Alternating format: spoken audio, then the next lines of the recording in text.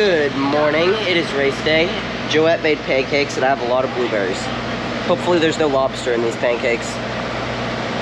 Kind of a serious concern. Alright, so it is currently 10:08. We were supposed to run at 10. It's not raining, it's just cold and miserable, so I'm really not sure what's going on. Nobody started their cars, and I heard from Josh Hart that everyone's planning on starting at 1, so I'm really not sure what's going on. I just hope we race. But yeah, I got to go, I went up and filmed driver intros and just getting my job done and hanging out and having fun. Right, Tyler? Yes, sir. He probably doesn't even know what I was saying. No, I'm just sitting here trying to stay alive because it's so cold. Yeah, I have 3 sweatshirts, or I have 2 sweatshirts and this big puffy jacket on. I feel like a penguin. Alright, so we just got the word in teams that they're hoping for a 11:45 start, which is an hour and 8 minutes from now, and they say it's weather pending, so it could change, but that's what we're hoping for. So keep your fingers crossed that we get to do round 1, because if we can't race today, we lose both Austin and Tyler, so we don't have anyone who can lift the body, which that would be an issue. That was cool. One of my subscribers, fans, just came by. He was wearing one of my Terry and McKailen Haddock Automotive shirts and asked me to sign it, and then he pulled out one of the 1320 THR shirts and had me, Austin, Heather, and Dad sign it. That's it's pretty cool. Second autograph I've ever signed. What had happened was people were starting to realize that we're like the best. You know, everybody's starting to realize that we wake up in the morning and we piss excellence, and sometimes this is what had happened. Alright, funny car's ready to go. It's got its blankie on. Austin's struggling with life. Kick the pan, kick the body. I don't. What pan did you kick? Your pan, yeah, yours. Your 3, I went. I swear, there's a dent on any of those. There's a dent on a single one of those pans. You gotta be careful with this guy walking behind you. Your pan might be dented. Are you kidding me? Well, they called the race, at least for today, so we'll try again. We're going to be running the Monday Nationals. Good morning. Let's go racing. Track drying has begun here, so we're going to go get the car ready to go. Hopefully we actually get to race. Well, they called the race for us. We are going to be racing the Epping race in Bristol.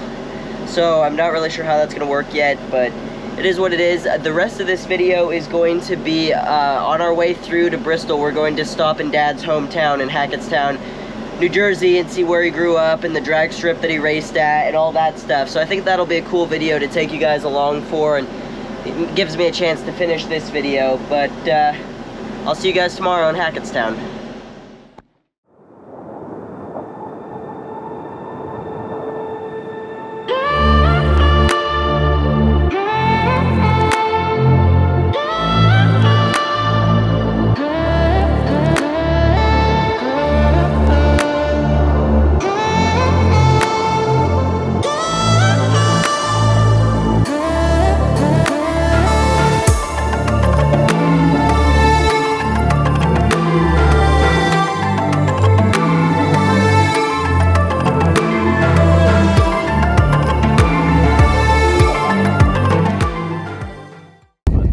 Welcome to the Tour Guide Terry episode. Tour Guide Terry. Alright, well, this is where it all started a long time ago, before I even had a driver's license.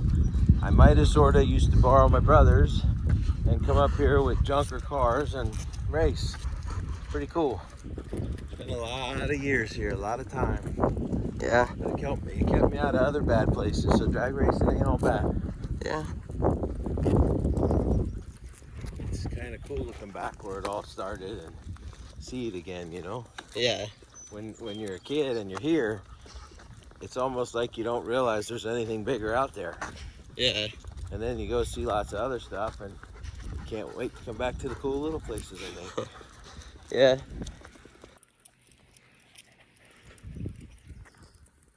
So what's really cool about this is when you come back here, my first run in a nitro funny car was made right here in this lane. That's cool. I was young. I wanted to race so bad, so I go and I build a car, which I didn't know what I was doing. I just learned and made lots of mistakes. But we built this car and we came up here, and a guy named Frank Kramberger, who used to race funny cars, was like sort of elected to be the crew chief in the beginning. And we started a thing. I did a big old burnout, and my first stab of the gas was right here. Pretty cool. That is cool. That was like a long time ago. 25 years ago? Probably a little bit longer than that, because it took me a while to get licensed. But it's pretty neat when you look up and look down that racetrack, how many passes I made down this track learning how to drive. I started in street cars before I had a driver's license. I had a front motor dragster, and I learned a lot driving that. In fact, I remember, I think it was in the right lane, my first pass in that. And the first pass in that front motor dragster, it was a gas powered, you know, not blown, not nothing. And the thing went like 9.0. And I remember after the first run getting out of the car going, how could anybody go any faster than that? And of course, it quickly disappears as you get used to it, but it's something that kind of lasts with you. And then I went from that car to a blown fuel altered car, which was a handful to drive. And back then there was no one to teach you or help you or guide you. You just figure it out. So I did a lot of dumb things learning to do it the right way. And even one time went 200 miles an hour and ended up in that sand down there in the railroad track. That's a long ways away. Quarter mile, plus some. Yeah. But they stopped racing big cars here because there's not enough shutdown to stop them. But it's pretty neat knowing that Garlitz was the first to break 200 miles an hour right here. That's cool. On the same track I learned how to drive on. That is cool. So it's neat. And last year we got to come back and walk around and look at it. It brings back a lot of memories. Yeah. Never forget where you come from. They still run nostalgia cars here, right? They run nostalgia funny cars to 8th Mile here. They run a regular bracket program all the time. I mean, the place is still open and still running if people are trying to keep it going.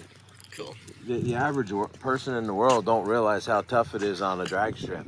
Drag strips don't make a lot of money, but they pay lots of bills. Look at all the property they got to pay property taxes on, and there ain't nothing happening here to generate money. Yeah. You know? So it's really hard. People need to get out and support their local tracks because they're disappearing, and they're disappearing because people don't know. Yeah. But this family, I think they kept this in the family, and they want to keep it going. So the locals need to keep supporting them. Yeah. This is cool. I remember when I was a kid, I was probably 10 or 11 years old when my dad brought me here for the first time. Oh, yeah. It's something to see. Did your dad ever drive on this track? My dad never really did much racing. He liked to work on stuff, but he wasn't really a racer. You know, he liked to watch. He used to go to the drag races. He knew about it, but he never really did it so much. I think they street raced like everybody, but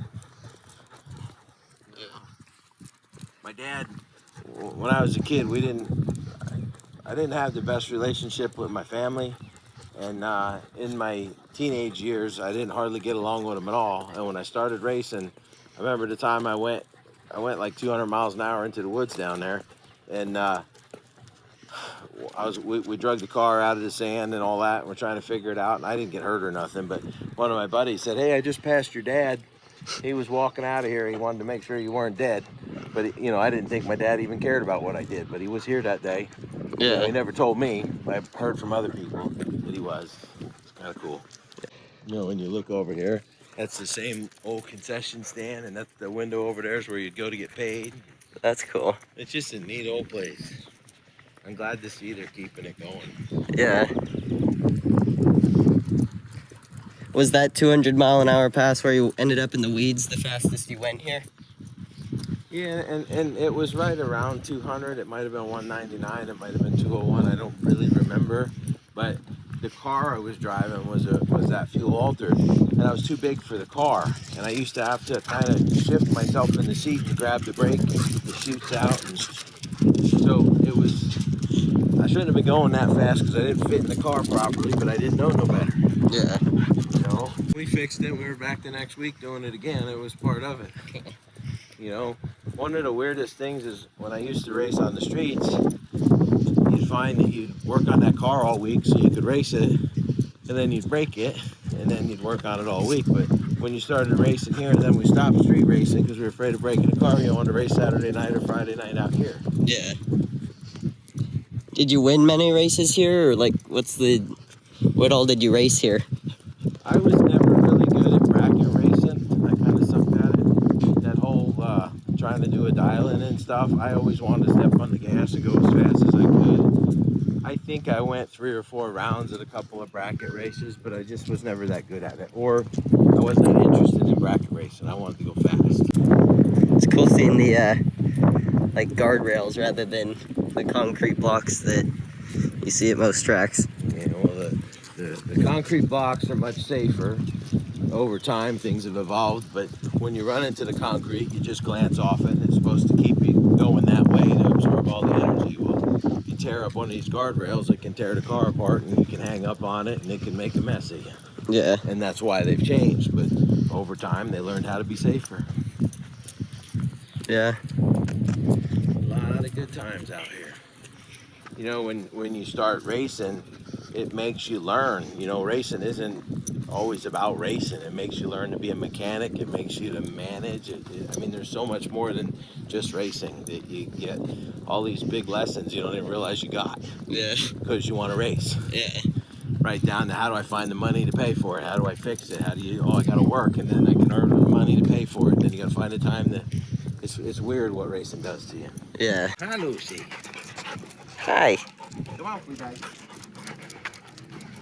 Do they run divisionals and stuff here? No. Is there just not enough room?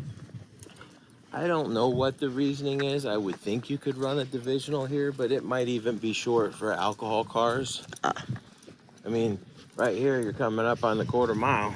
You see the shutdown, it's pretty short. Yeah. 'Cause isn't there like usually half a mile is shut down at like all the national event tracks? They try to get pretty long like that. Yeah, I don't know what the exact number is, but you can get to the finish line here and look the other way and go, well, the end to shut down looks shorter than where you started. Yeah.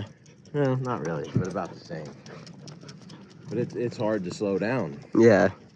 I don't know that a big show car had been here since the time we brought one here, and prior to that, I don't know when the last time there was one. I mean, it's just... What big show car did you bring here? My first funny car was a Dodge Daytona funny car. Cool. There's a picture of it, that blue car on the wall at the shop. Is that the one that had Haddock and Hole on the side? The baby blue? Cool. That's cool. What you think, Meatball? Hi. I ended up racing because it was something to do. Yeah. I wanted to race, and my first real job, I worked for a garage down the road called Cosmore's Garage. And I worked for Ray and Butch Cosmore, and they taught me a ton. But they were sprint car and modified racers. So going in circles is what they did. And I worked for them, and I learned a little about sprint car racing and modified racing, and it was cool, and I thought at the time I'd like to try that. But when you're a kid, it's hard to get people to help you. You know, you build a dirt car, who's going to change the tire? Yeah. Right? You just can't do it. So I ended up drag racing because I figured out I could do it by myself in the beginning. Yeah. And when I first started, one of the things I did is I wanted to race, and I didn't really have a car of my own, and I remember buying a Monte Carlo SS out of the junkyard. I was walking through the junkyard and I saw it was like 4 high on the top of a pile. And I'm like, I want that one. So I bought it, and it was a car that had been in a fire. So I took it home, and I bought it cheap. I don't remember what I paid for it, but I took it home and I was able to fix all the wiring enough to where it ran. Yeah.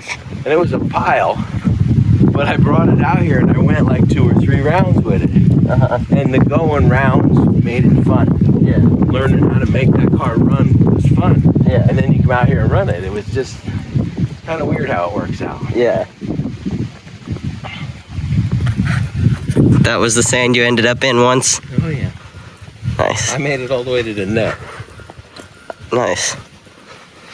That does not sound fun. That's part of it, buddy.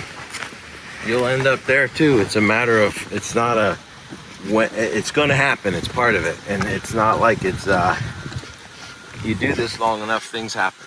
Yeah. The trick is to learn to overcome them. That makes sense. See, this ain't a real long sand pit, so when you get in that deep, it wasn't. Yeah. What happened to me, it didn't destroy the car. That's good. We were able to fix it in a week, and we were back out here. It's been a long road, buddy, but you meet a lot of good people along the way. Yeah. Look how cool that looks. Yeah, that is cool. Now later, when we're driving down the road, you need to go on the internet and find the runs from when Garlett's broke 200 miles an hour are on there. Okay. Right? You'll be able to pull those runs up and you'll look and you'll go, wow, the place hasn't changed. Yeah. You know what I mean? It really hasn't changed much at all. That's cool. Which is cool because everywhere we turn, everything's changing. Yeah. I like this better. Yeah.